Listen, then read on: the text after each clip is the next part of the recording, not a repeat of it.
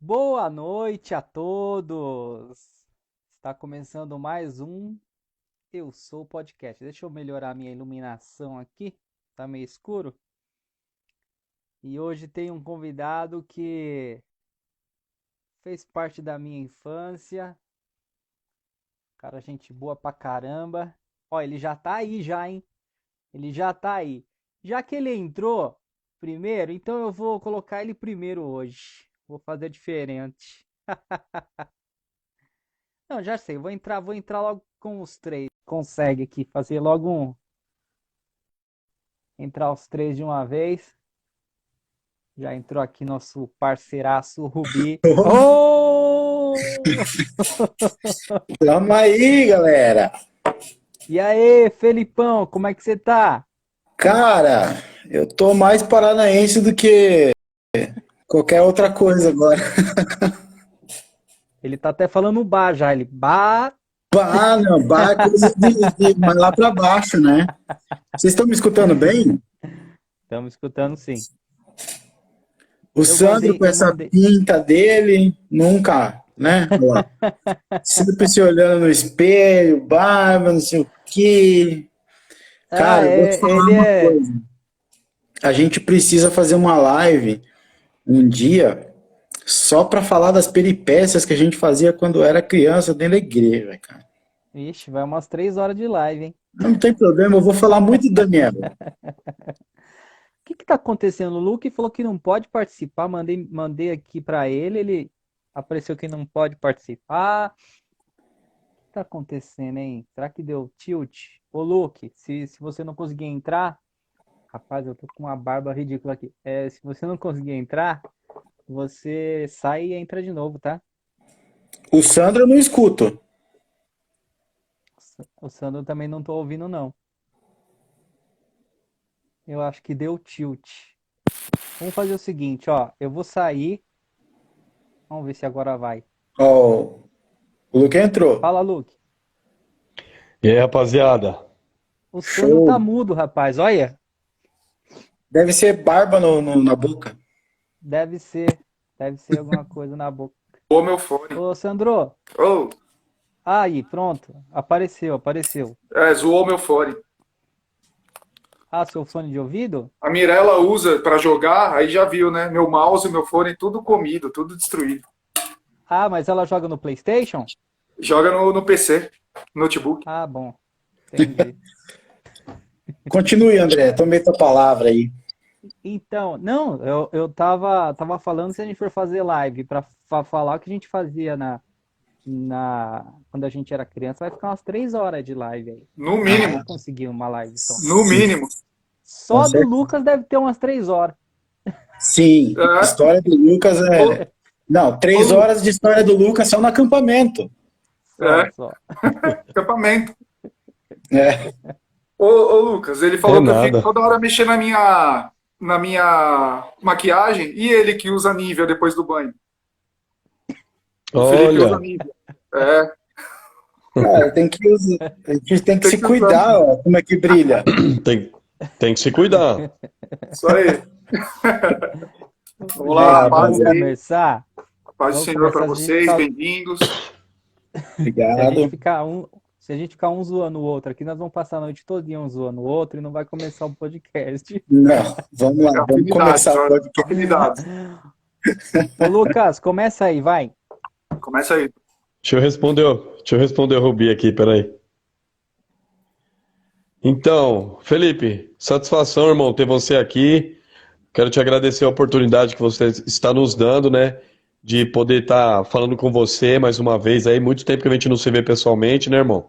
Sabe que a gente tem um grande carinho por você, né? A gente teve a oportunidade de crescer junto aí e várias coisas aconteceram, cada um foi para o seu lado, mas eu acredito que tudo isso tem um propósito de Deus, né? Porque as coisas não podem ficar concentradas em um lugar só, né? Ainda mais quando é muito bom, né? Quando é excelente. Aí o leque tem que se abrir mesmo, pessoas têm que viajar, louvar, pregar e sair e ir de o evangelho, né? Tem que ser pregado.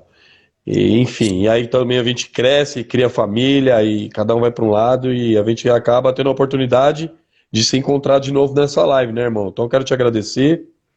A gente vai iniciar mais um podcast Eu Sou. E que Deus te use aí, te abençoe grandemente, que seu testemunho alcance muitas almas aí, em nome de Jesus. Legal, cara. Vamos lá. Eu que agradeço e realmente você é um colega, um amigo que fazia muito tempo que eu não via, né? O Sandro e o André ainda faz um pouquinho menos tempo, né? Mas tivemos a oportunidade sim de crescer juntos aí. O André, que é o vovô da turma, né? Bodega. Mas praticamente estamos ali quase com a mesma idade, dia 24 agora completo 39 anos, né? E, cara, hoje estou na cidade de Cascavel, no Paraná, né?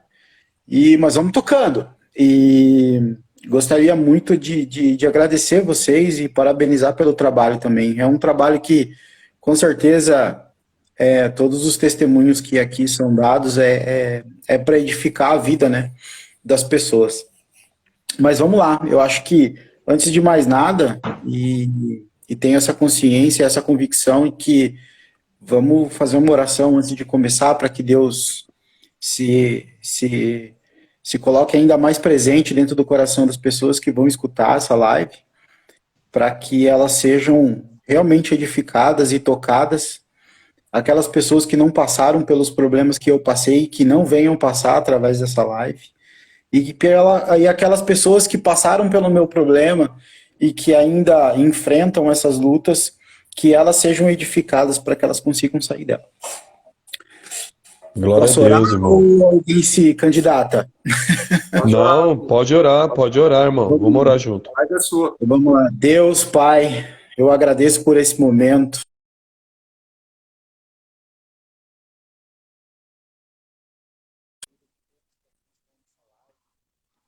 Senhor Jesus Cristo, na vida das nossas famílias, pelo trabalho, pela saúde, pela casa, pelo alimento, Senhor Jesus, por termos voz ativa, Senhor Jesus Cristo, para levar o teu nome, Senhor, e os seus ensinamentos para onde quer que for, através da internet, Senhor. Sabemos que hoje a internet, Senhor Jesus Cristo, é uma ferramenta maligna, Senhor, que muita gente usa para o mal, mas nós sabemos, Senhor, também que através dela nós podemos edificar vidas, salvar vidas e levar o teu nome, Senhor Jesus, para o mundo inteiro, para cada cantinho dele, Senhor. Então, Jesus, eu peço a tua presença, Senhor Jesus Cristo, que o seu Espírito Santo, Senhor, possa penetrar em todos nós, Senhor, para que a gente possa escutar a tua palavra, a tua verdade, e que realmente tu se faça presente, Senhor, e que todas as Aleluia. palavras que eu proferi, Senhor Jesus, e para que todas as pessoas que escutarem, Senhor, que seja tudo para a tua honra e glória, meu Pai. Eu te agradeço por essa oportunidade, Senhor Jesus Cristo. Amém. Amém. Aleluia. Glória a Deus, irmão. Show! Já começou bom, já. Começou legal. Então, Se vamos lá. apresenta aí, Felipe. E pode Então, vamos lá. começar a contar a sua história. Como que você Legal. passou os problemas aí. Então, meu nome é Felipe, nasci em berço evangélico, né? Mais precisamente no Ministério Voz da Verdade, né? Estive no Ministério desde os primórdios ali, né? Mudamos, pingamos, fomos para um lado, fomos para o outro, participamos ativamente do Ministério. E algumas coisas aconteceram, depois eu acabei saindo da igreja por motivo de distância e etc. A vida continua. Bom, eu gostaria assim de começar a minha história um pouquinho lá de trás. E, gente, por favor, eu adoro falar, muito comunicativo, então se me arrastar aqui, por favor, me sinalize. Então, assim, eu já comecei tendo uma infância bem complicada, né? Apesar de ter nascido em berço evangélico, né? Meu avô, por parte materno, do pastor Oswaldo, né? Que ano passado veio a falecer, né? O meu avô, de parte paterna também, né? Pastor, né? Meu pai, membro do Conjunto Voz da Verdade, como trombonista. A minha mãe sempre muito carinhosa, amorosa e sempre dentro da igreja também, né? Nos ensinou a estar dentro da igreja. A gente tinha uma infância bem complicada, né? Meu pai, infelizmente, ele era um cara, assim, muito violento, né? Então, eu, quando eu era criança, ainda, tipo, ainda dentro da barriga da minha mãe, já havia agressões, né? Para com ela, né? E isso se estendeu, assim, por muito tempo da minha vida, né? E, e eu fui crescendo com aquilo, com aquela violência toda. Então, assim, era coisa, assim, cara, de sair da igreja, chegar em casa e ter briga, mas o que eu falo pra você de briga é pancadaria mesmo, assim, sabe? Era coisa, assim, da minha mãe, infelizmente, na segunda-feira não poder ir trabalhar porque tava com o rosto inchado, que tava toda roxa, né? Houve situações que a minha mãe não deixava com que a gente ia para a escola porque, cara, a gente tava com vergão no braço, nas costas, nas pernas, tinha machucado porque, infelizmente, o pau comia, né, lá em casa. E era uma coisa assim bem complicada, né, cara? E nisso eu comecei a crescer, bicho, e eu morava no bairro de Interlagos, que já não é um bairro muito bem visado aí na cidade de São Paulo. E, cara, eu conhecia muita gente do mal ali, né? Tanto é que os meus amigos de infância ali, os que não foram presos, já morreram, que não morreram de tiro com a polícia, morreram com bandido, o que não morreram de tiro, morreram por overdose de droga, sabe?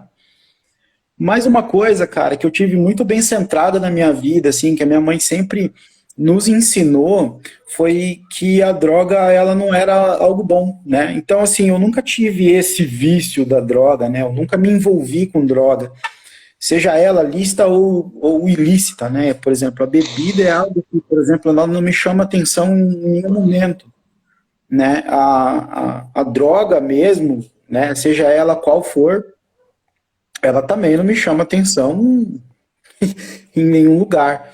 Então, assim, eu nunca me envolvi com isso, mas eu tinha um motivo, um estopim, eu tinha um gatilho para ter uma rebeldia muito grande, né? Porque, poxa, você crescia ali com aquela violência toda, né, cara? Você queria ser o quê? Violento, afinal de contas, teu pai e a tua mãe eram o teu espelho de vida, né? Tudo que eles faziam ali para você tinha uma referência, um significado muito grande, porque era através daquilo que você ia continuar a tua vida e fazer seu legado futuramente. Exatamente. Hein, Felipe? E Oi. em algum momento você acabou descontando essa violência que você tinha dentro do seu lar, na rua, brigando com outras pessoas? Como que você agia, assim, no seu cotidiano? Já, cara, já, infelizmente sim. Muito infelizmente sim, né? Eu vou tocar nesse assunto, Sandro, eu posso só concluir aqui um Sem pouquinho problema, atrás? sem problema. Anotado aqui. Então, o que acontece, assim, eu só preciso falar isso para que vocês tenham ciência de como Deus começou a usar e ter a presença, assim, na minha vida naquele momento. E aí, Sim, cara, eu tinha, assim, mais ou menos uns 14 anos, tá?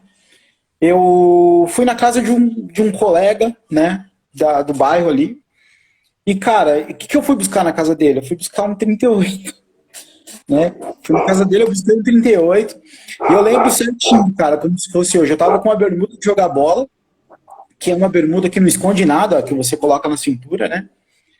E o 38 tava, meu, totalmente abarrotado de munição, cara. E eu levei aquele 38 pra casa, e eu falei, cara, quando a coisa acontecer aqui, eu vou pegar e eu vou acabar com tudo, sabe? Eu vou disparar e vou fazer tudo. E, cara, eu fui pra casa e eu morava numa casa muito pequena, né? E eu pus aquilo embaixo do meu colchão. Cara, eu só aprendi a mexer com aquilo naquela hora, naquele momento, né? E o meu desejo era que aquilo acabasse, eu não queria apanhar mais, não queria que a minha mãe tivesse mais esse problema e que isso fosse cotidiano. Muitas vezes, o Lucas, a gente tinha umas turmas assim, meio que, né?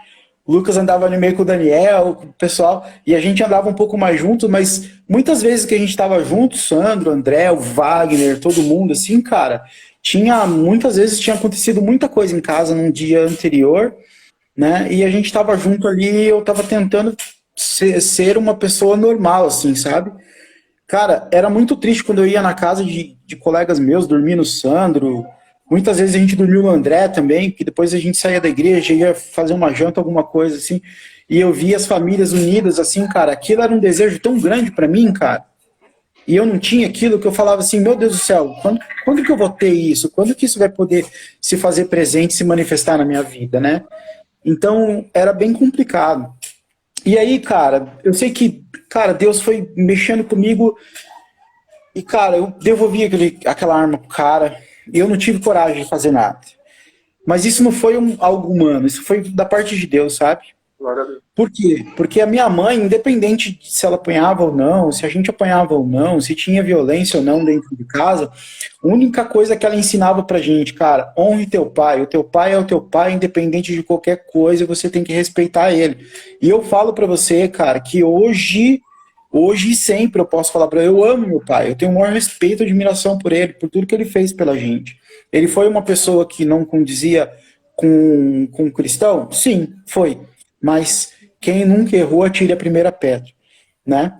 Exato. E aí, cara, eu comecei a ver esses exemplos dentro de casa, né? Então, para mim, Felipe, tudo que eu tinha que resolver não era na conversa, era na porrada.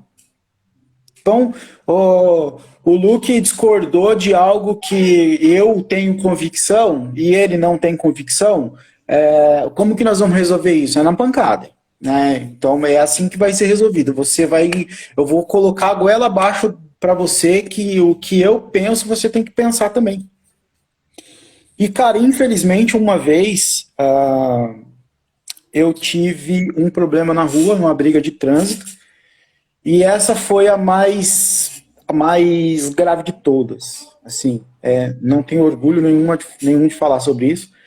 Mas eu quase tirei a vida de um cara, né? Por causa de uma briga de trânsito, uma coisa totalmente banal, uma coisa totalmente idiota. Eu saí do carro, o cara saiu do carro também, e eu sempre fui praticante de arte marcial, sempre lutei jiu-jitsu, fiz MMA, fiz boxe. Inclusive, minha irmã acabou de entrar, a Juliana, quero mandar um beijo para ela, dizer que eu amo muito ela. Ela estava presente nesse dia, minha mãe estava presente nesse dia, meu pai estava presente nesse dia e uma prima minha. A coisa foi tão horrível, a cena foi tão violenta que, para você ter uma ideia, a minha prima ela passou mal, cara, e ela acabou, né, menstruando na hora de tão nervoso que ela ficou.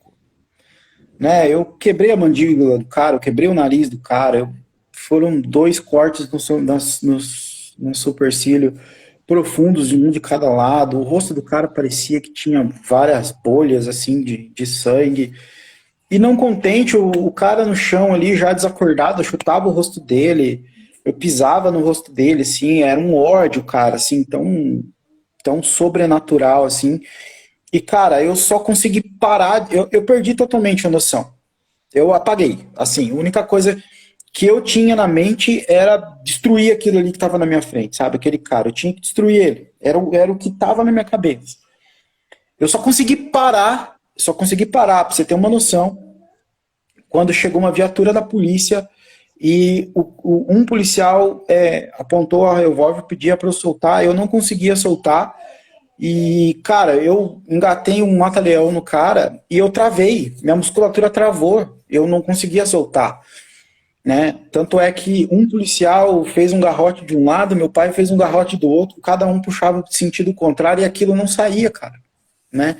Não saía do pescoço do cara, e o cara tava já roxo de não conseguir respirar, né? Então você imagina, por um exemplo errado que eu tive no passado, por estar fora da igreja, né, por estar fora do convívio cristão, nessa época eu quase que acabei com a minha vida e com a vida de uma pessoa, inclusive, aonde é que eu nunca tive esse ato, né, mas aonde é que esse cara esteja, eu peço perdão para ele, porque naquele momento eu estava na ignorância do mundo, né. Então, Sandro, respondendo a tua pergunta, inclusive você infelizmente, já presenciou, acho que o André também já presenciou algumas cenas violentas minhas, né, em algumas situações. Então, assim, isso foi algo que Deus transformou na minha vida e graças a Deus isso saiu de mim, assim, sabe?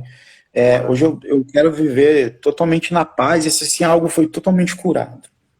Então, nesse meio tempo aí, né, cara, nessa escala do tempo, eu acabei me desviando da igreja, né? Porque aí eu comecei a trabalhar, né? Eu comecei a ganhar meu dinheiro, comecei a criar uma certa independência, né? E aí eu quero dizer para você como um adendo, a gente não é independente nunca. Nunca. Por mais dinheiro que você tenha, se você tiver muito dinheiro, se você tiver carro, se você tiver casa, bens, enfim, qualquer coisa, você não é independente. Tira isso da tua cabeça. Você é totalmente dependente de Deus. Porque nós só temos o que temos e nós só somos o que somos porque Deus permite que nós somos e que nós podemos fazer. Independente disso, cara, a gente não depende. Tudo que a gente faz com a nossa força nos traz futuramente algo que realmente vai pesar e vai amargar no nosso paladar. Você pode ter certeza disso e eu vou provar isso para você lá na frente no meu testemunho. Então eu comecei, cara, a criar essa independência. E eu saí da igreja, eu fui descobrir o mundo. Ali, afinal de contas, o mundo tem tanta coisa legal. Ele brilha, né? Ele fala para nós, nossa, aqui tem mulher, né? Aqui tem festa, aqui tem balada, aqui tem rave, aqui tem droga, aqui tem cigarro, aqui tem, olha, aqui você pode curtir tudo. Cara, foi a pior coisa que eu fiz na minha vida. Foi o pior erro que eu cometi na minha vida, foi não ter continuado na igreja. Foi não ter continuado a minha vida cristã. E claro, isso só me trouxe tropeço, isso só me trouxe coisas ruins, sentimentos ruins, angústias, amarguras, sabe? E, cara, a lei da semeadura, eu posso falar para você que ela realmente existe. Quando você pega uma sementinha e você planta ela, e essa sementinha tá podre, cara, com certeza a fruta que você vai colher é uma fruta que vai ser podre também. Né? Então, quando você planta algo ruim, você colhe algo ruim. Né? Então, isso é outro aprendizado que Deus colocou na minha vida, assim, cara, que eu pude assimilar e aprender que isso realmente faz sentido para a nossa vida e que a gente deve plantar bons frutos. Independente do que a pessoa faça para você ou deixa de fazer para você, se a pessoa te fez mal, faça 10 vezes bem para ela. Se a pessoa te fez bem, faça 1000 vezes bem para ela. Né? Então, cara, uma coisa que eu gostaria muito de dizer aqui é essa questão da raiva, né, do temperamento, do ódio, né? Cara, quando a gente não libera perdão, né, como eu não tinha perdoado meu pai há muito tempo, esse perdão pro meu pai, eu acho que foi até o último acampamento que o Lucas foi. Eu tenho até foto, depois eu vou mandar para vocês. Acho que foi o último acampamento que o Lucas foi, porque depois acho que teve uma transição de igreja e tudo. Cara, naquele acampamento, eu fui só, meus pais não foram. E, cara, eu tinha muito medo, porque a questão da violência acontecia em casa também. Então, tava eu e minhas irmãs no acampamento, tava meu pai e minha mãe sozinhos. Então, assim, ele podia fazer o que ele quisesse. E aí, cara, eu fui pro acampamento ali e tal. E numa das situações ali, num dos cultos da manhã, eu pedia muito veementemente a Deus assim, que eu pudesse ter confiança no meu pai, que eu pudesse confiar nele, amar ele e ter ele como pai, né? Porque até aquele momento eu não tinha, né, cara? E, bicho, Deus veio até mim ali e colocou várias coisas na minha cabeça, porque eu tinha um trauma tão grande assim, cara, que aquelas cenas todas, elas não saíam da minha cabeça. Aquelas cenas ficavam na minha cabeça, assim, tipo, cotidianamente. Todos os dias aquilo vinha. Todos os dias, todos os dias, todos os dias. E eu via aquilo, escutava aqueles gritos. Só um minutinho. Oi, amor. Sim. Eu escutava aqueles gritos e sabe, aquilo me fazia muito mal, me causava uma angústia muito grande. E, cara, aquele acampamento eu passei a tarde inteira. Cara, eu nunca vi isso, sabe? A tarde inteira chorando, cara. Eu chorava. E cada lágrima que eu colocava para fora parecia que aquilo saía mais de dentro de mim. Deus ia trabalhando, eu ia chorando, Deus ia trabalhando, cara, e aquilo ia saindo de dentro de mim, ia saindo dentro de mim, ia saindo dentro de mim. Cara, até o momento que eu senti na minha vida, que eu não tinha aquele peso nas minhas costas mais, eu parei de chorar. Eu parei de chorar. E, cara, realmente me transformou. Meu pai foi me buscar no acampamento. A primeira coisa que eu fiz com ele foi dar um abraço nele. Ele até estranhou, porque eu não abraçava, não beijava, não tinha carinho, né? Ele até estranhou. Eu fui um cara que, infelizmente, perdi a minha virgindade com 13 anos de idade, né? E eu não podia falar com ele. Eu não podia contar para ele. Eu não podia pedir o apoio do pai, né?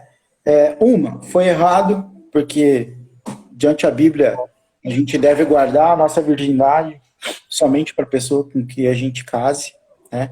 Isso é totalmente relevante, importante e verídico, né?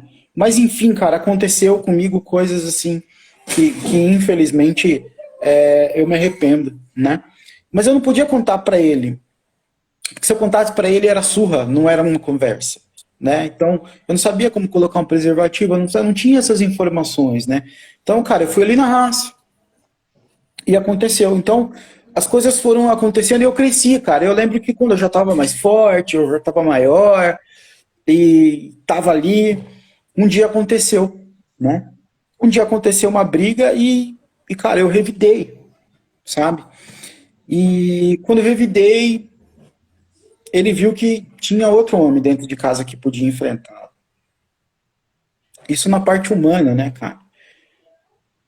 E aí eu enfrentei ele, assim, sabe? E depois daquilo ali, poxa, peraí. Não sou eu só que piso firme aqui dentro de casa, mas tem alguém que pisa firme, pisa junto comigo, né? Ele criou o monstro e o monstro se revoltou através para com ele, né? E aí, cara, ficava naquela coisa ali, e ele tentava contra minha mãe, contra minhas irmãs, e eu entrava no meio e era aquele enrosco todo, né? E aí, cara, essas coisas foram mudando, e eu pedia para Deus, e minhas irmãs pediam para Deus, e principalmente a minha mãe pedia para Deus, né? Muda esse homem, muda esse homem, muda esse homem.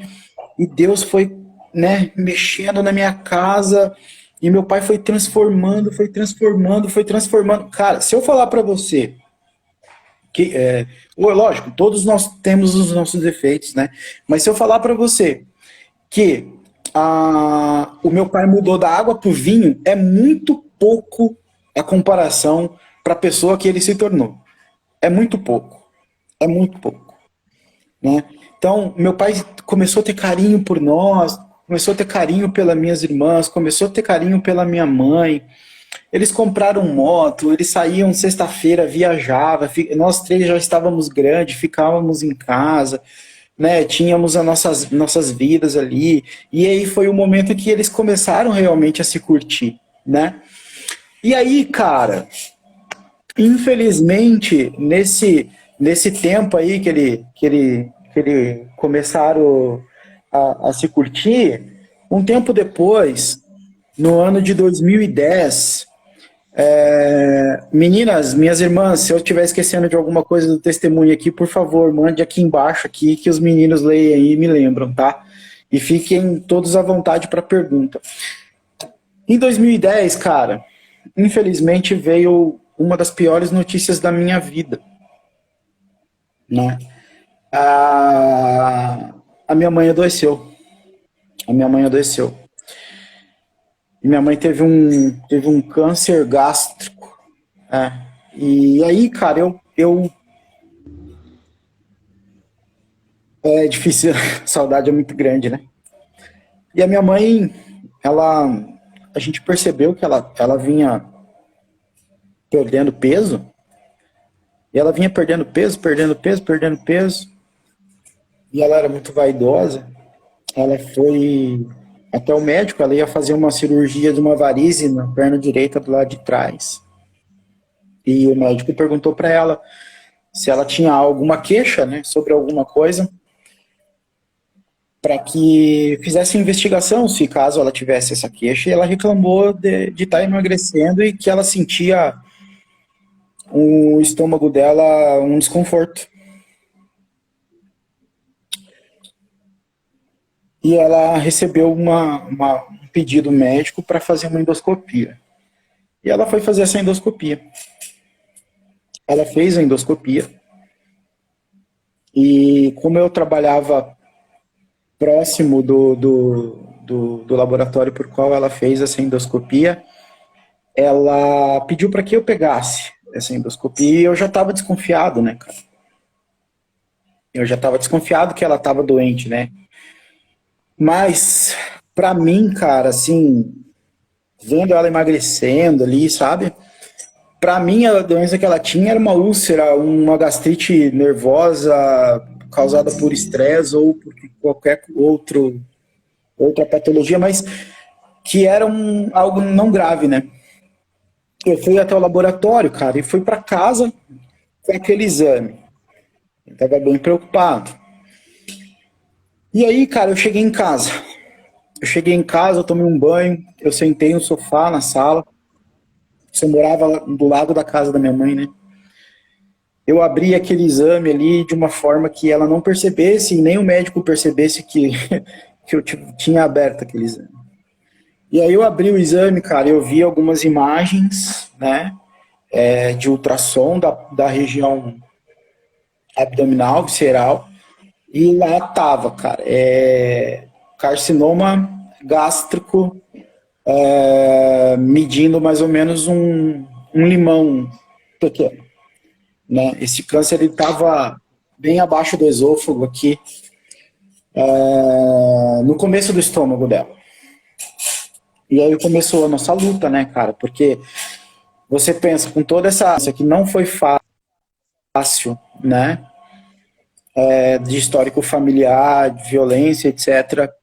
Eu sempre tive uma proteção com a minha mãe muito grande, assim como minhas irmãs também. E aí, cara, eu caiu o meu mundo. Eu perdi o chão. Foi péssimo. Eu leio aquilo e eu fui pesquisar na internet, que primeiro que você é leigo, né, cara? Você não sabe sobre o assunto. Eu fui pesquisar. E, cara, cada palavra que eu via, cada vírgula que eu via nas pesquisas da internet, assim, cara, aquilo me angustiava mais. Eu precisava entregar aquele exame para minha mãe. Como que eu ia fazer isso? Aí no dia seguinte eu peguei aquele exame, cara, assim, a sensação que eu tive de entregar aquele exame para ela ali, vou fazer de tudo para não chorar, tá? A sensação que eu tive de pegar aquele exame e entregar para ela foi, cara, sim, eu tô te dando tua sentença de morte, né? Que até então eu nunca tinha visto, como, né, vai curar de um câncer, né? E, cara, um cara que sempre esteve dentro da igreja, sempre, né, tinha aquele temor por Deus, porque quem tem temor uma vez por Deus, cara, nunca mais deixa de ter. Você não tem medo, você tem temor. E, cara, aquilo tudo acabou, e aquele Felipe amoroso, carinhoso, aquele Felipe humano, solidário, aquele Felipe atencioso, aquele Felipe amoroso de uma forma completa, cara, ele se rompeu. Obrigado, Léo. Obrigado, irmão. Aquele Felipe, ele se rompeu, cara. Ele foi destruído naquele momento que eu cheguei na minha mãe e eu entreguei aquilo pra ela, sabe, cara? E eu não consegui ficar perto dela, bicho. E ela ali, cara, na cozinha da casa dela, querendo conversar comigo, e eu não podia conversar com ela, porque eu não aguentava ficar do lado dela, cara. Eu não conseguia. Eu ia começar a chorar, eu ia assustar, eu ia, né, tornar a situação tão difícil, cara. E aí eu cheguei uma hora e falei, mamãe, eu preciso sair e tal. Eu saí, cara, da casa dela, eu fui pra minha casa e desabei ali, sabe? E aí começou a nossa luta.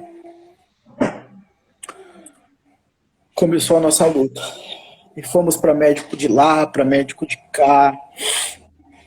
O primeiro médico que eu fui com ela, eu tinha uma condição financeira legal naquela época. Eu paguei um médico particular para ela na Avenida Brasil.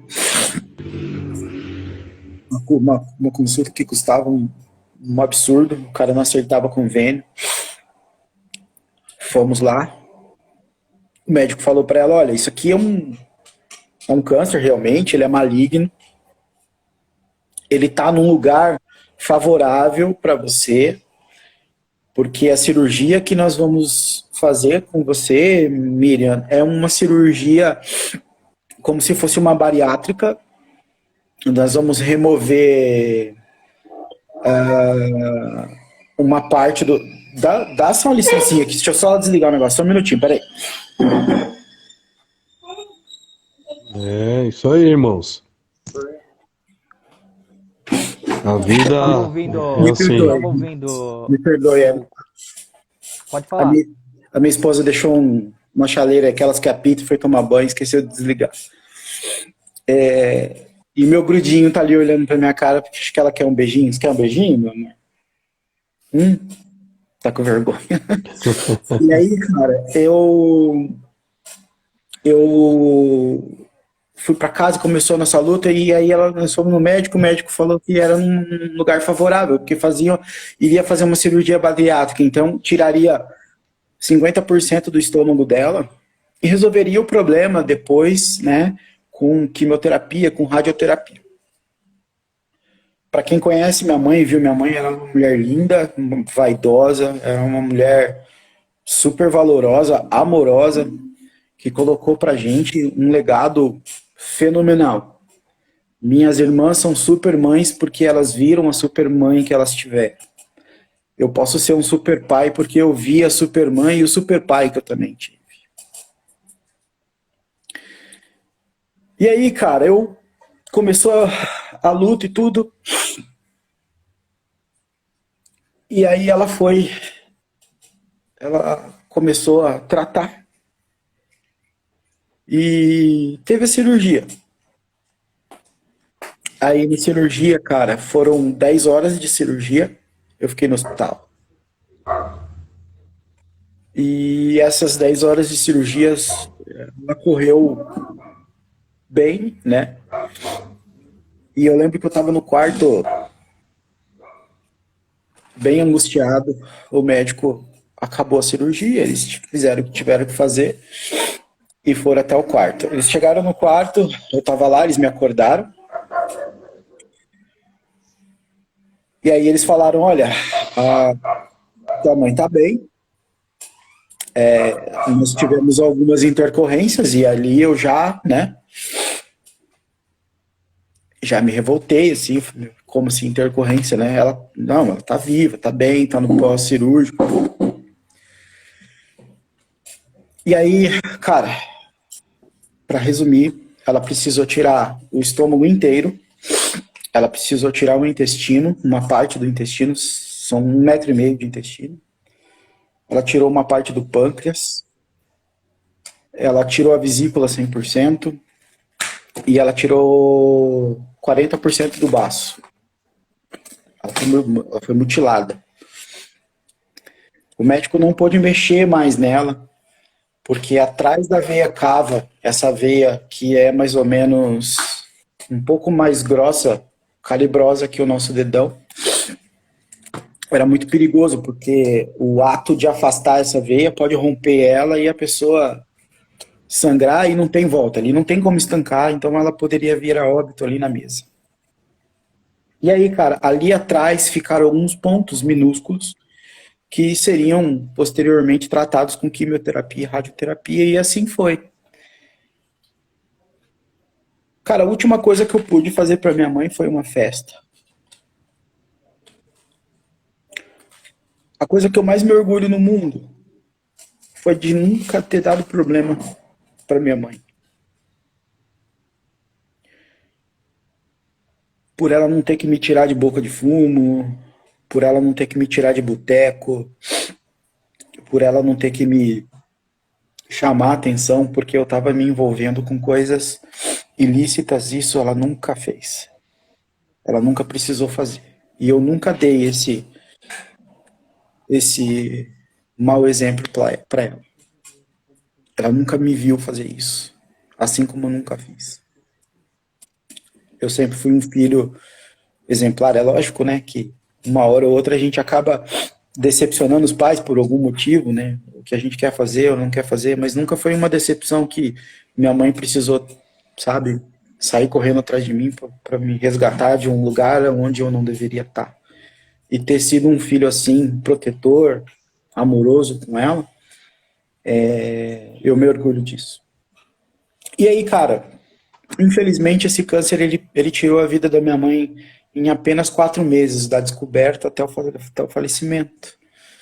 Ela veio a fazer quimioterapia, ela veio fazer radioterapia, ela saiu do hospital muito bem, teve um pós-cirúrgico bem excelente, né? Eu cozinho, aprendi a cozinhar com ela, as minhas irmãs também, e ela gostava das comidas que eu fazia, né? Apesar das minhas irmãs cozinharem muito melhor que eu aí. E ela queria comer um pirão de peixe que eu fazia, que ela gostava muito, cara, assim, sabe? O que ela podia comer, cara, era um potinho um pouco menor que a tua mão fechada, assim. E eu fiz aquilo para ela e ela comia, cara, de uma forma... Cara, foi surreal, foi como se tivesse... ela comia aquilo como se ela tivesse passado, acho que uns 50 anos sem comer nada, cara. E ela comia aquilo com tanto prazer e aquilo me deixava tão feliz, sabe? Porque, de certa forma, apesar de toda a dor, eu estava dando um prazer para ela. E as minhas irmãs nos cuidados ali, né, cara? Porque mulher, né, não podia ajudar a dar banho, não podia ajudar a fazer outras coisas. Então, as minhas irmãs estavam incumbidas disso e foram ali e tal. E aí, cara, no dia 3 de dezembro de 2010, eu fui para o hospital. E eu deixei com que todos visitassem a minha mãe. Minha mãe já estava na UTI. E nisso eu tinha visto a minha mãe amarrada, porque ela estava entubada. E eles semi-entubaram ela, então ela tentava tirar o tubo, né? Porque aquilo, de certa forma, atrapalha a garganta. Ela tentava tirar o tubo. E eles acabaram amarrando ela pela semi-sedação. Eles não deixaram ela sedada totalmente. Mais para frente eles sedaram ela totalmente porque a situação começou a se agravar. Ela contraiu uma pneumonia, essa pneumonia começou a agravar. E aí, no dia 3 de dezembro de 2010, eu deixei todo mundo visitar minha mãe. E eu tinha tido uma conversa com o pastor José Luiz. E o pastor José Luiz, ele foi lá orar por ela, né? E ele foi muito franco comigo, assim, sabe, com as minhas irmãs, com meu pai, e ele falava assim, vocês têm que liberar. Vocês têm que liberar, ela precisa descansar, ela tá sofrendo, apesar de tá sedada, ela não tá bem, né? E aquele dia todo mundo visitou minha mãe, eu fui a última pessoa a visitá-la e eu perguntei pro médico se ela era uma paciente paliativa. E aí o médico falou, não, todos os meus pacientes não são paliativos, eu luto por todos eles, eu não perco o paciente. E aquilo, de certa forma, me trouxe um sossego, né? Ela tá nesse estado, mas, poxa, o médico vai conseguir reverter. Trocava antibiótico e nada. A infecção dela nunca voltava, ela nunca regredia.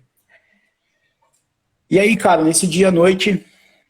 o médico orientou para que eu não chegasse muito próximo do rosto, da face dela, porque ela já estava num quadro infeccioso. Eu vindo de fora poderia trazer mais infecção para ela. Eu fiquei nos pés dela.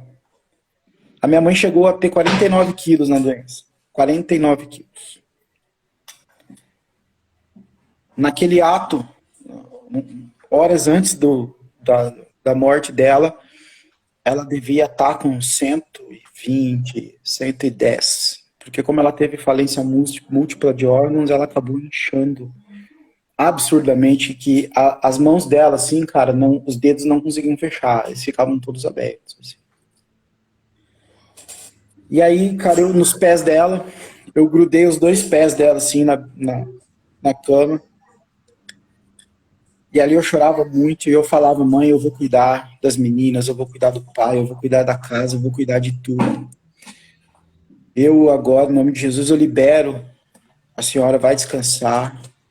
E só que eu falei, eu fiz aquela oração, cara, muito inconsciente, porque quando eu fiquei sabendo que a minha mãe estava doente e que a gravidade da coisa era tão grande, eu me revoltei contra Deus, porque eu tinha convicção que num piscar de olho, que Deus fizesse assim, ele poderia curar ela. Então aquele Deus que eu vi daquele tempo todo, de que eu nasci até aquele momento que eu vi curas em igreja, que eu vi pessoas saírem de HIV, né? O Sandro, o André estava na igreja, o Lucas eu não lembro. Nós vimos um cara entrar travestido na igreja, cara. Ele é travesti, maquiado, com roupa de mulher, ser renovado, né? Deus curar, tirar dele aquele espírito maligno e o cara se converter e virar homem, se portar como homem. Tudo bem que depois ele ia para a igreja e ainda tinha uns trejeitos femininos assim, mas aquilo foi saindo dele porque ele se prostrou ao processo, né? E ele foi melhorando e tal. Então, aquele Deus que eu via curar, aquele Deus que eu via agir, aquele Deus que eu via fazer, aquele Deus presente, eu não vi naquele momento, cara. Deus não presta, Deus é isso, Deus é aquilo, Deus não existe. Você acha que Deus existisse, minha mãe estava dessa forma. E aí eu me revoltei contra, mas eu fiz aquela oração com a minha mãe, entregando a vida dela ali, entregando a alma dela ali, muito inconsciente, cara. Porque assim, eu estava tão revoltado com Deus que não era nem pra eu ter feito aquilo. Mas aí a gente começa a pensar e analisar, depois de um tempo que a gente vai entender as coisas. Eu poderia estar revoltado com Deus, mas Deus não estava revoltado comigo. É verdade. Porque ele é meu pai, porque ele me ama, ele deu um filho para que eu pudesse ser salvo e para que eu pudesse estar aqui falando com vocês hoje. Amém. Então, ele escutou aquela oração e eu fiquei ali, cara, tive a hombridade de, como filho da Miriam, de como Deus ter me emprestado aquela mulher tão maravilhosa para ser a minha mãe. Tão maravilhosa.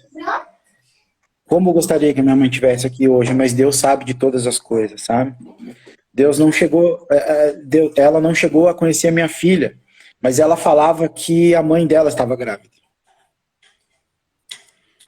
E aí a minha mãe foi, cara, e houve contratempos assim super chatos, a gente não tinha onde fazer, a gente não tinha jazigo, né?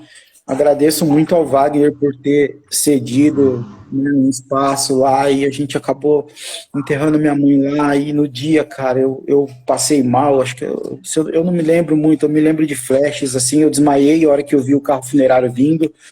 Acho que o Sandro me ajudou a levantar do chão, o Paulo, Eliezer, assim, meu estado era crítico.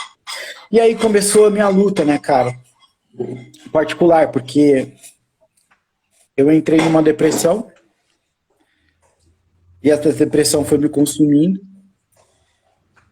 e eu, com uma certa descrença na patologia depressão, na doença depressão, eu não acreditava. Isso para mim era coisa de quem não tinha que fazer, era coisa de milionário, era coisa de gente com a mente fraca. E eu tava com ela. Como eu tinha esse pensamento, eu acabei afundando. E eu fui pro buraco mais profundo que vocês podem imaginar. Eu entrei num poço de lama, de sujeira, e isso não veio até meu nariz, isso ultrapassou minha cabeça. Eu fui coberto por lama, por sujeira. Minha válvula de escape era comida, engordei significativamente. E não me tratei. Então isso fez com que eu declinasse bastante. E aí, cara, minha mãe falava que a mãe a minha ex-esposa estava grávida da minha filha. Guarde as datas. Dia 4 de dezembro, a minha mãe faleceu. Dia 5 de dezembro, o meu pai fez aniversário. E aí, a minha avó tinha um problema de coluna bem grave. E eu cuidei muito tempo da minha avó. Eu abri mão de muita coisa para cuidar da minha avó. Passei 10 dias no hospital com ela. cuidando dela, por amor a ela, porque é ela que criou eu e minhas irmãs quando meu pai e minha mãe tinham que trabalhar. E eu tinha que ser grato à vida dela, e eu tinha que fazer algo por ela. E aquilo era o que eu podia fazer. E a minha avó foi fazer uma segunda cirurgia da coluna. Ela teve uma isquemia cerebral. Essa isquemia cerebral desenvolveu para uma infecção generalizada. E uma outra mulher que eu amava imensamente veio a óbito. Eu perdi 2 pessoas em menos de 6 meses, que tinha uma importância na minha vida muito grande. E aquilo me abalou. Nesse contratempo eu estava saindo de São Paulo para vir morar no Paraná. Foi uma outra mudança bem drástica. Você sair de uma cultura e vir para uma outra que você não conhece absolutamente ninguém. E aí eu me afastei da minha família. Não me afastei da minha família por briga, eu me afastei por mudança. Eu fiquei longe deles. Fiquei longe do meu pai, eu fiquei longe das minhas irmãs. E fui viver a minha vida, ainda não me tratando. E a depressão me consumindo, e eu não conseguia viver, eu não conseguia trabalhar, eu não conseguia raciocinar. As coisas para mim eram no preto e branco. Eu fazia tudo no automático. É como você aprende a dirigir.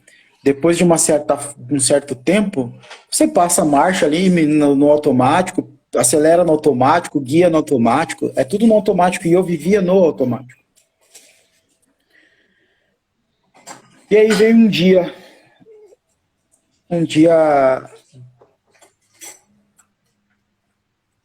bem feliz da minha vida, que foi o nascimento da minha filha. Deus me levou 2 mulheres importantes, e quando eu estava com aquele pensamento que Deus não era Deus, no dia 21 de junho de 2011, lembra que eu falei para vocês guardarem data? Dia 21 de junho de 2011, aniversário de casamento do meu pai e da minha mãe, eu recebi a coisa mais linda desse mundo chamado Gabriela. Eu recebi minha filha com 37 centímetros, 900 gramas e 2 meses internado numa UTI neonatal. Minha filha nasceu no dia 21, no dia 22 eu fui visitar. Eu lembro que a maternidade, os quartos eram do lado esquerdo e tinha um corredor bem grande. Assim que eu entrei naquele corredor, eu vi uma correria de médico, enfermeiro, técnico e tava todo mundo correndo. Eu cheguei perto da porta, eu vi a incubadora da minha filha aberta e ela não respirava. Ela tinha tido uma parada. Os médicos estavam entubando ela. E veio um enfermeiro ou um técnico, não sei, até mim. Quem que é você? Eu falei, sou o pai da Gabriela. Ele me desesperou mais ainda, porque ele falou, gente, é o pai. Na hora que ele falou, é o pai, eu peguei ele pelo pescoço, assim, cara. Rasgou a camiseta dele e eu queria chegar até, minha filha. E veio uma médica, assim, que, usada por Deus como um anjo, ela tocou a mão em mim, assim, cara, e eu dei aquela acalmada, e ela foi me explicar o que estava acontecendo. No final das contas, eles conseguiram reverter o quadro da minha filha, ela voltou a respirar, e 3 horas depois eu tive contato com ela. E ela foi evoluindo o quadro dela, ela foi melhorando, ela foi engordando, ela foi crescendo dentro de uma incubadora. Os primeiros 2 meses da minha filha eu tive contato com ela só de mão, só mão. Eu peguei minha filha no colo depois de 2 meses, né? Com uma sonda ainda. Então tinha que ter cuidado de manuseio, eu não podia sair com ela para longe, né? E ela saiu do hospital, saiu super bem, né? Teve uma retinopatia que eu, né? que regrediu, enfim, ela não teve nenhum tipo de sequela, nenhum tipo de problema, ela é super saudável. Segunda-feira agora ela faz 10 anos de idade. Amém. E, cara, eu vim embora pra cá e aí, né, voltando ali, a depressão, né, me consumindo. E, cara, o que um depressivo no seu extremo pensa? Em acabar com a dor, né? Um depressivo, ele pensa em acabar com o problema. O problema do depressivo é o próprio depressivo. Eu saí de São Paulo para vir para o Paraná, mas a minha dor veio junto, meus problemas veio junto. E eu achei que vindo para cá, minha vida ia melhorar um pouco.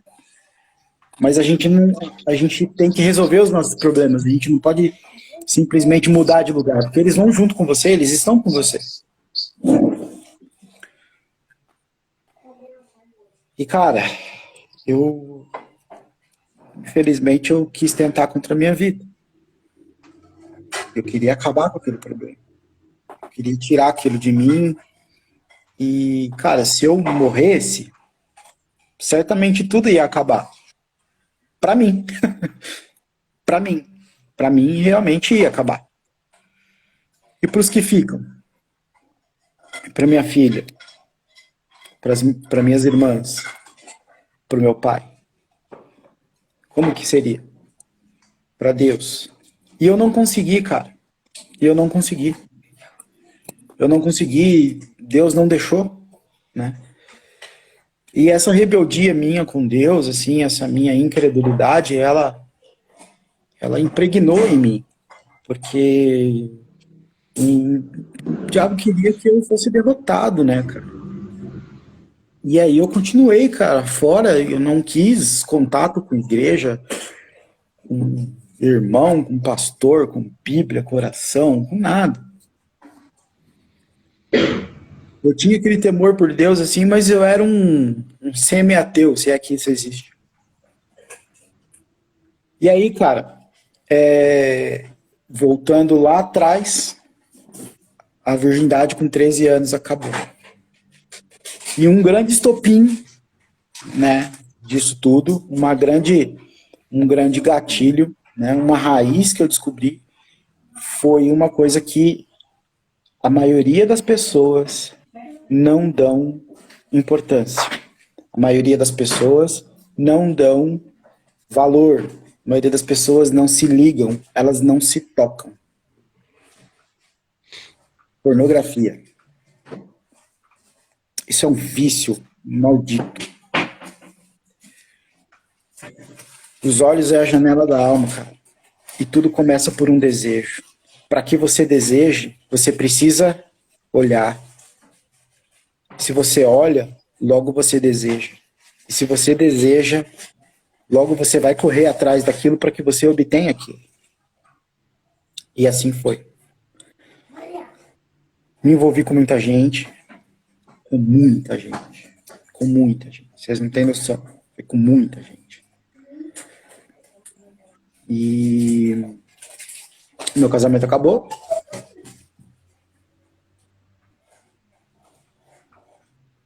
Bem complicado.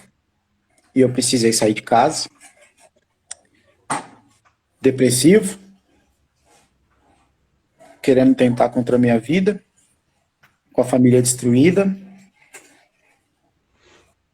Me envolvendo com um monte de gente. Fui morar numa kitnet.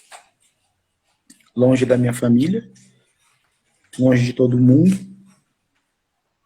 Um tempo depois. E me envolvendo com pessoas.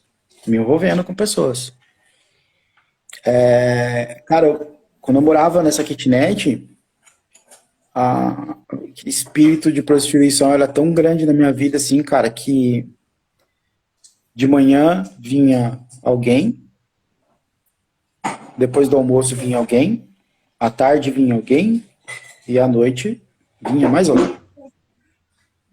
E isso acontecia cotidianamente. Praticamente todo dia. Sem repetições. E eu fui me afundando cada vez mais. Cada vez mais. eu, eu comecei a me tratar, né? E comecei a tomar remédio. E hoje eu trabalho com remédio.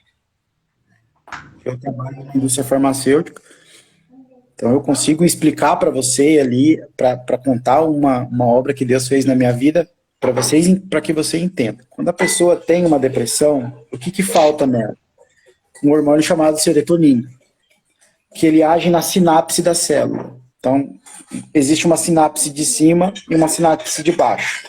Essa sinapse de cima, ela libera serotonina que vai entrar nessa sinapse de baixo aqui, que é no sistema nervoso central, que é o hormônio do prazer, que vai fazer você sentir prazer, alegria.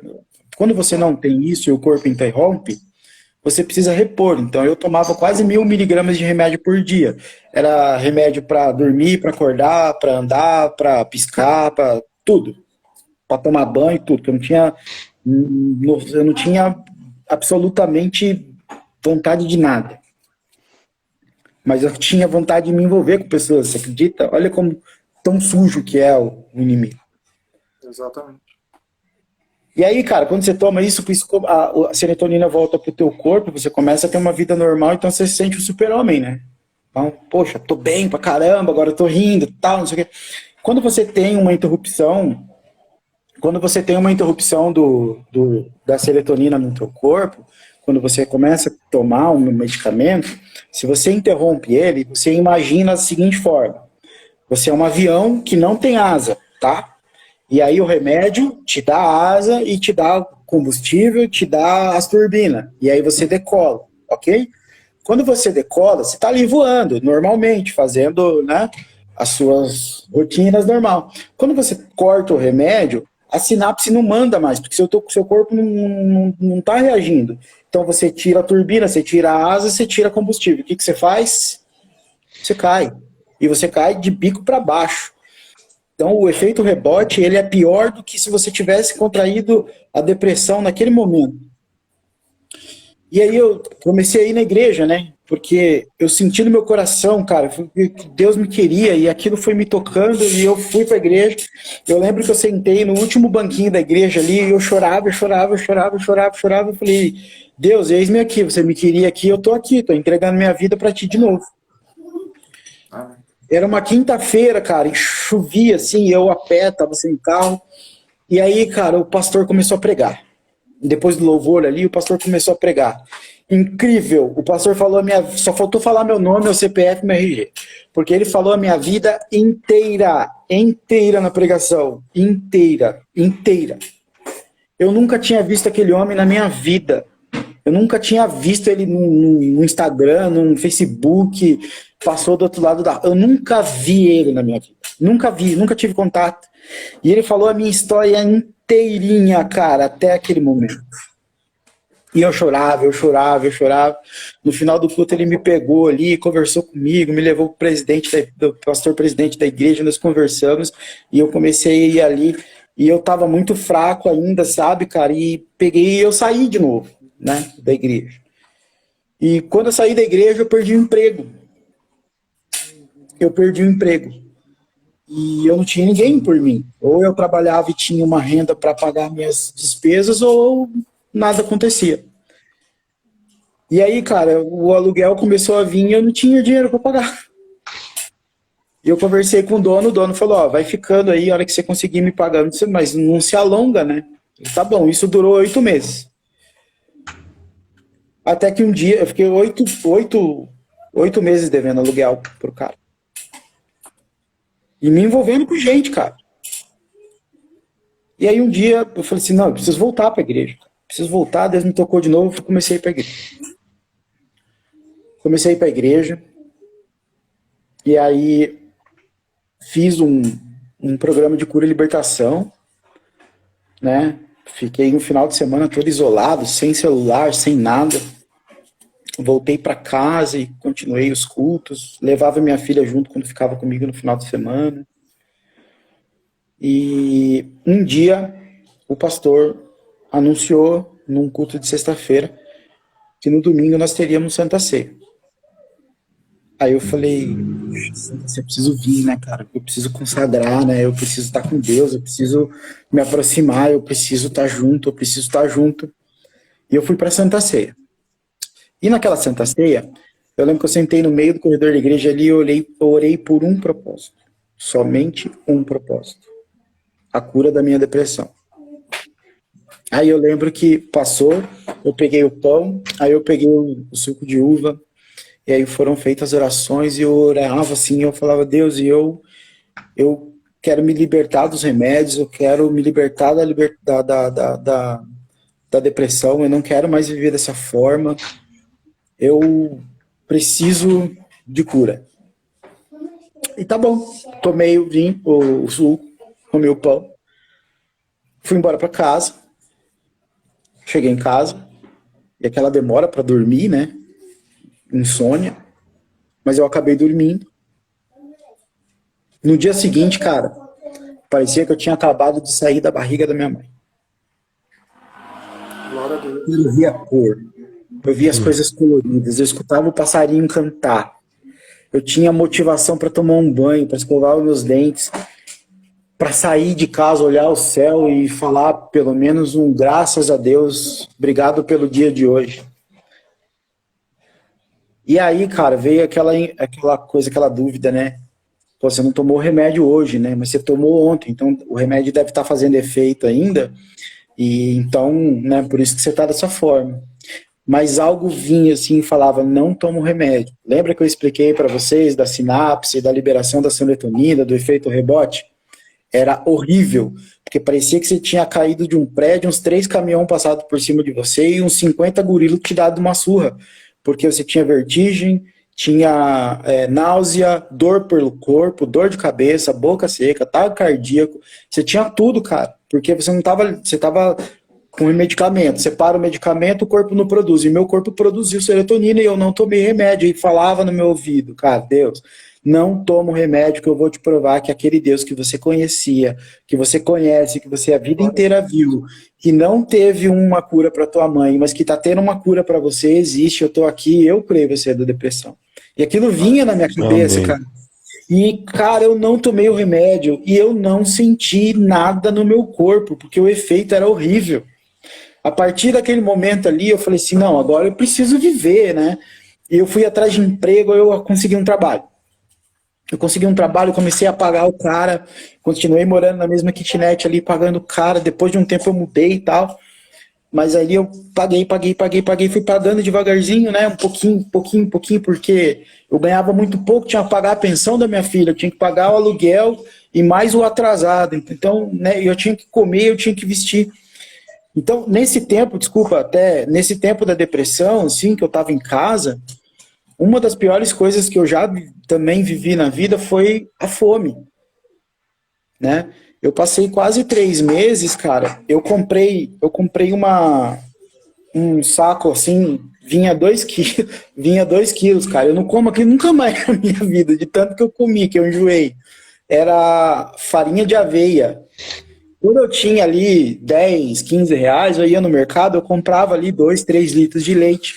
Mas quando acabava o leite? Eu não tinha um migalzinho de aveia para comer. Eu tinha que comer aveia e tinha que tomar água gelada por cima para descer aquela farinha, porque tudo travava aqui, né, cara?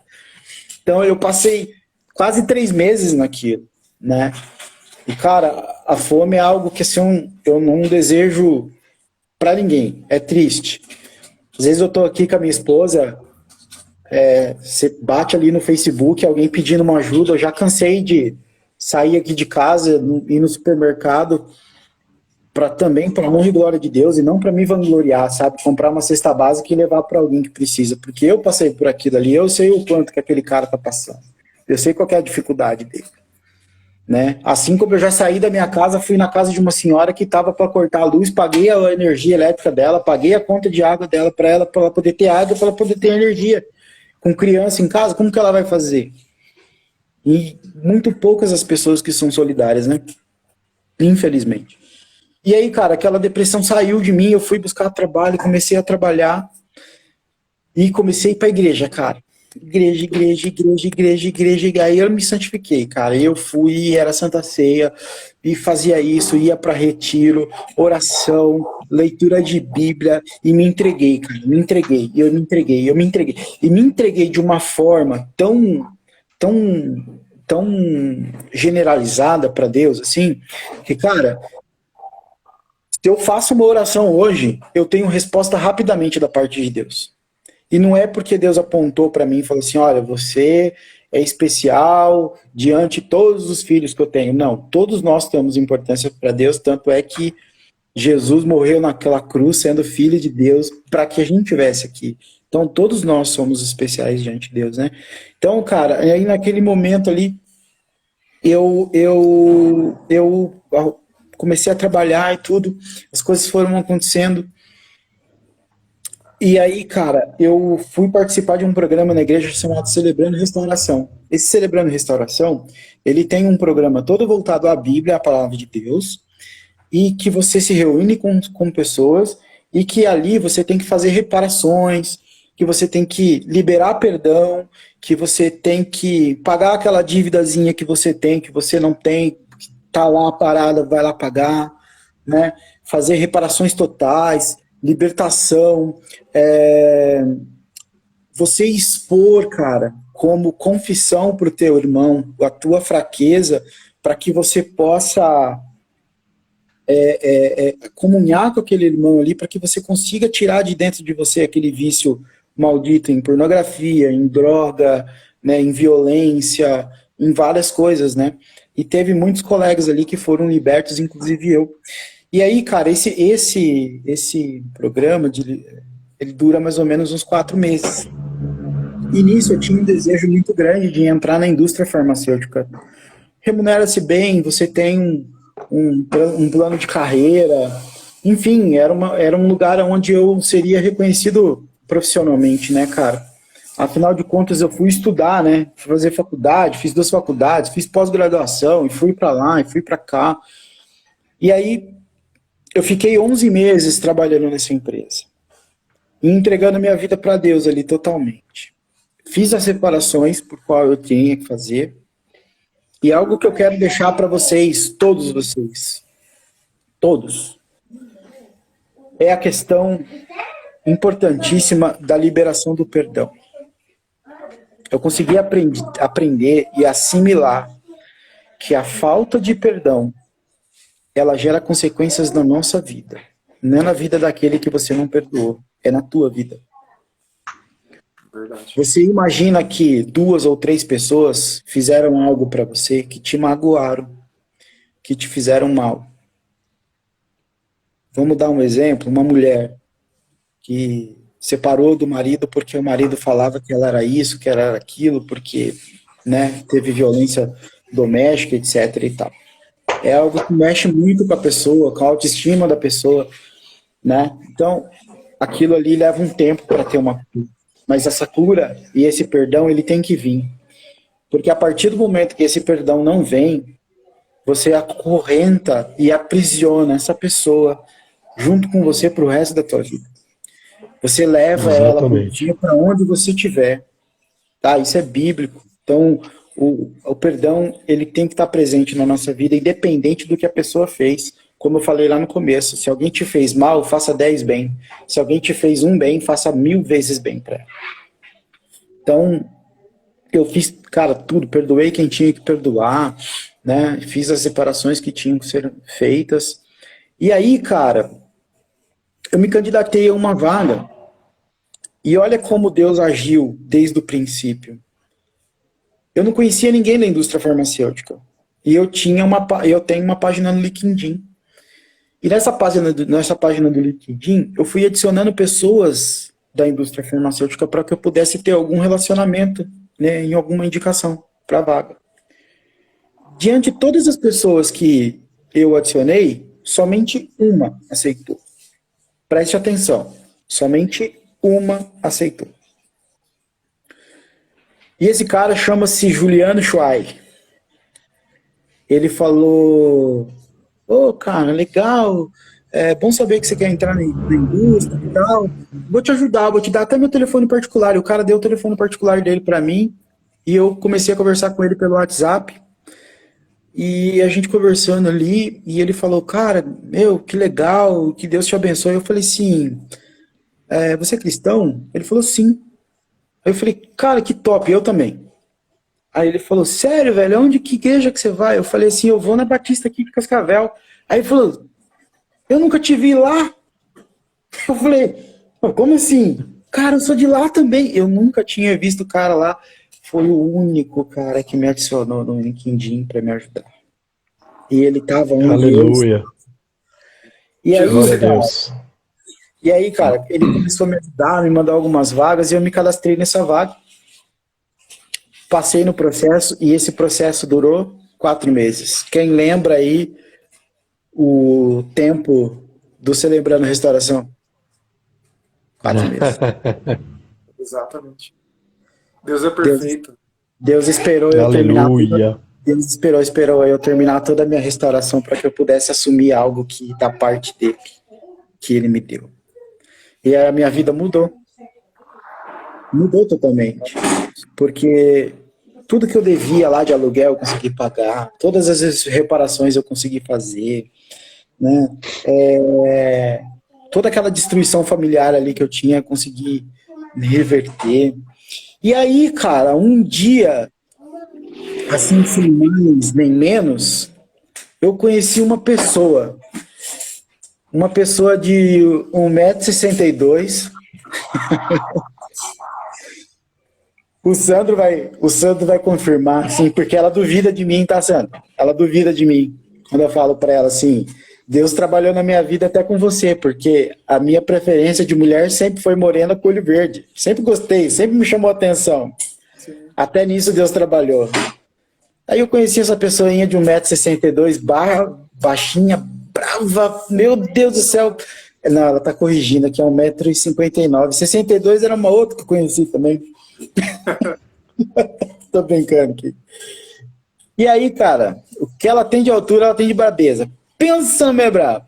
E aí, Deus me deu, e até nisso ele trabalhou comigo. Me deu uma pessoa maravilhosa, uma mulher que adora a profissão dela, que me ajuda, que me apoia. E Deus é tão perfeito em tudo que fez que a gente conseguiu fazer uma festa maravilhosa e se casar no meio de uma pandemia, cara. Com 90 pessoas dentro de um buffet. Amém. E além dessa pessoinha de 1,59 m, Deus me deu uma pessoinha de 80 centímetros, chamada Manu, por qual eu amo como se fosse minha filha. Me chama atenção, briga comigo. Quando eu como o biscoitinho dela, ela fala que não é para eu comer. Não deixa eu ir jogar bola, me segura no pescoço aqui, cara, não deixa eu sair de casa de jeito nenhum. E por qual eu tenho um amor muito grande.